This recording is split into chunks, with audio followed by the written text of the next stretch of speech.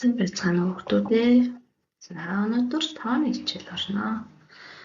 Байршил хөдөлгөөнийг таних гэсэн сэдэв байна. Тооны дэвтэр номоо гаргаад онцроо тавиарай. 12 сарын 1.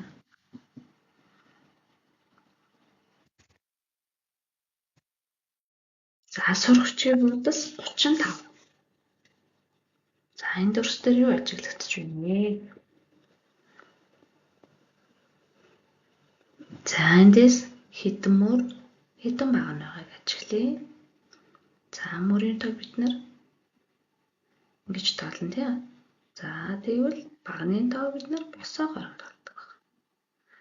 За нийтдээ 8 баг нь 8 мөр байна. За үнийг үржүүр хэлбэрээр бичье. 8-ыг үрждэг нь 8. За одоо нийлбэр хэлбэрээр бичье. Хэдэн удаа 8-ыг бичих вүлээ? 8 удаа 8-ыг бичнэ. Нийтдээ 64. За 8-8-ыг 64 байх нэ. За одоо эндээс хэдүүлээ? Юу ажиглах вэ гэхээр багныг үсгээр мөрийг тоогоор илэрхийлж байна гэдгийг ажиглана. За энд нэг цэнхэр дүрс гарч ирж байна. Харж байна уу? Энэ дүрс маань хэддүгээр баг нь аль баган дээр байна вэ? Хэддүгээр мөрөнд байна вэ гэдгийг харъя. Тэгэхээр энэ дүрс Е баган дээр 5 дугаар мөр дээр байна гэсэн. За Е дугаартай баг нь 5 дугаар мөр дээр. Үнийг тэмдэглэхдээ Е-ийн 5 гэж тэмдэглэв. За дараа нь улаан тугай дүрс байна харъя. А дугаар баг нь 8 дугаар мөр. Тэмдэглэхдээ А8 гэж тэмдэглэв. За дараагийнх нь харъя. В дээр баг нь 7 дугаар мөр. В-ийн 7. За энийг үргэлжлүүлээд цааш нь өөртөө уншаад дэвтэртээ бичин шүү. За тэгэхээр шууд дараад явчих энэ дээр.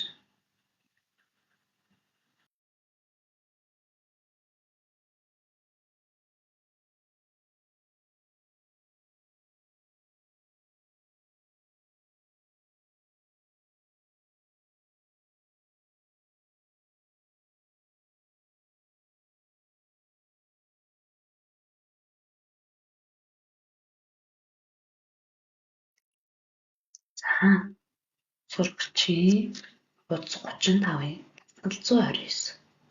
Энэ дээр заавар нь амьтдын байршлыг тодорхойлж дэвтэртээ бичээрэй гэсэн. Жишээ нь нохой Б-ийн 2 гэх мэт. За энэ даалгавар нь бас цаашаа А, Б, В гэсэн даалгавруудтай байна. За бүх амьтдыг хамтдаа нэрлэж бичье. За А, Б, В гэсэн юу байна вэ? Багнууд байна. 1, 2, 3, 4 дугаартай мөрүүд байна. За сурагч дээрээс ажиллаж байгаа гэж бодож байна. За тулаан хаана байна вэ? А-гийн 3. Дараа нь нохой. Нохой хаана байна вэ? Нохой Б-гийн 2. За загас хаана байна вэ? Загас В-гийн 3. В багны 3 дугаар мөр дээр гэсэн. За тагтаа хаана вэ? За тагтаа шувуу маань Г багны 4 дээр байна. 4 дугаар мөр дээр. За авгаа хаана байна вэ? Авгаа Г 1 дээр байна. За дасгалын Ад нь баава тулаар очихын тулд хэдэн өдөр шилжсэн бэ? За сайн ажиглаарай. Бавгай хэвтэж чиглэлд буюу мөрийн дагуу зүүн тийшээ хэдэн өдөр явсан. Дараа нь дээшээ босоо чиглэлд хэдэн өдөр шилжсэн бэ вэ харъя. Бавгай туулаараа хэвтэж чиглэлд зүүн тийш 3 нүд, босоо чиглэлд дээшээ 2 нүд шилжсэн байна. За энийг ажиглая. Бавгай туулаараа босоо чиглэлд 2 нүд, хэвтээ чиглэлд зүүн тийш 3 нүд шилжсэн. За 2 замаар очиж болох байсан байна тий. Дараа нь юу вэ? Ажиглая. Шувуу нохойроо очихын тулд хэдэн өдөр шилжих вэ? Шувуу нохойроо босоо чиглэлд доошоо 2 нүд, хэвтээ чиглэлд зүүн тийш 2 нүд шилжсэн. За өөрөөр. Шувуу нохойроо хэвтээ чиглэлд зүүн тийш 2 нүд, босоо чиглэлд доошоо 2 нүд шилжсэн байна. За үгүй. Хоорондоо хамгийн хол, хамгийн ойр байгаа амьтдын байршлыг заагаарай гэж. За зураг ажигланаа. Хоорондоо хамгийн хол байгаа амьтд бол бавгай болон туулай мөн юу гэж болох вэ? Туулай болон тагтай байж болно. Гэхдээ хамгийн хол нь бол туулай болон бавгай. За хоорондоо хамгийн ойр амьтд байгаа. Нохой, туулай, загас, нохойтой ойроо, туулай, загастай ойр, шувуу, загастай ойр байна. За үүнийг дасгалуудаа хүүхдүүдэд дэвтэртээ тэмдэглэн шүү. За.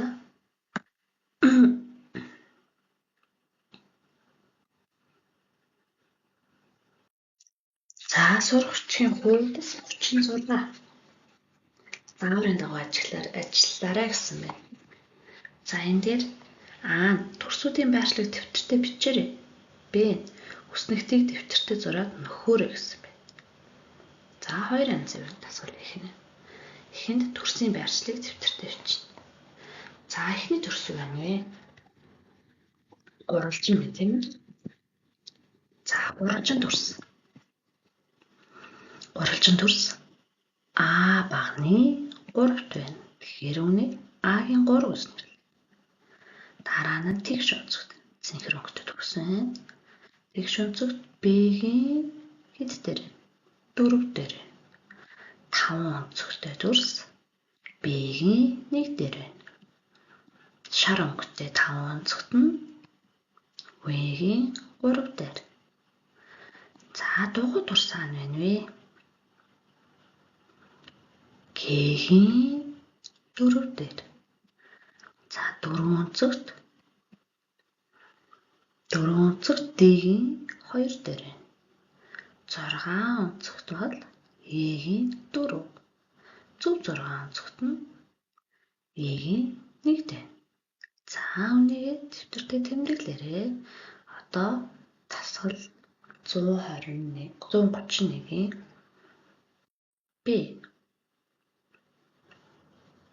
Б үснэгтийг дэвтэртээ зураад нөхөөрэй гэсэн байна.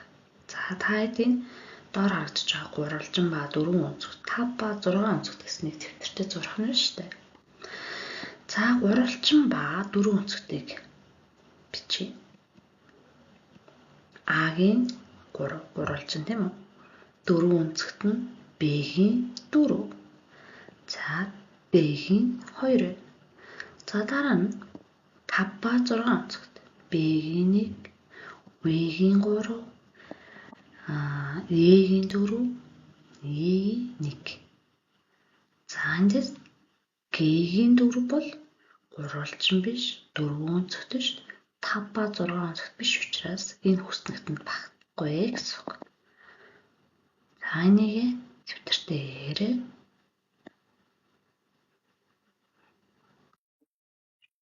За энд юу байна вэ? Монгол улсын газрын зураг.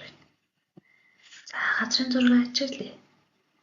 Энд Улаанбаатар гэж бид энд амьдарч байгаа.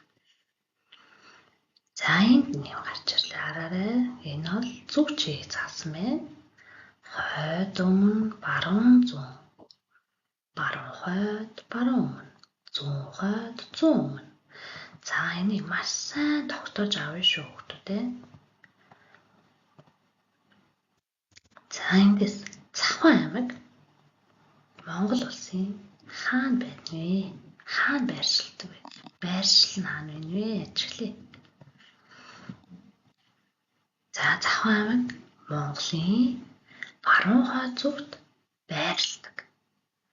За бид нар дангад тоо ярихгүй тийм ээ. Энэ дээр газрын зураг дээр бас байршил зааж байна. Байршлыг мэдхийн тулд зөв чийг мэддэг байх хэрэгтэй. За энд Өвөрхангай аймаг гэж хараа. Улаанаар ингээд цэгээр ингээд улаан цэгээр тодруулсан байна. За энд манай Монгол улсын төв цэг байдаг. Тэгэхээр Монгол улсын төв цэг нь Өвөрхангай аймагт оршдог. Цугчиг байршил хөдөлгөөнөө ойлгосон байхаа гэж найдаж байна. Гэрийн даалгавар тосгор хүчгийн хуудас 35-ын 130 дугаар дасгал. Шатрын хөлгүүдээр янз бүрийн төрс байршуулж байршлыг нэрлэлээр гэсэн. За дараа нь хуудас 36-ийн дасгал 132. За 133-ийн АБ. За 133 дээр очих хүссэн аймаг хаана байршиж байна вэ гэдэг эмдэглэх байгаа шүү. За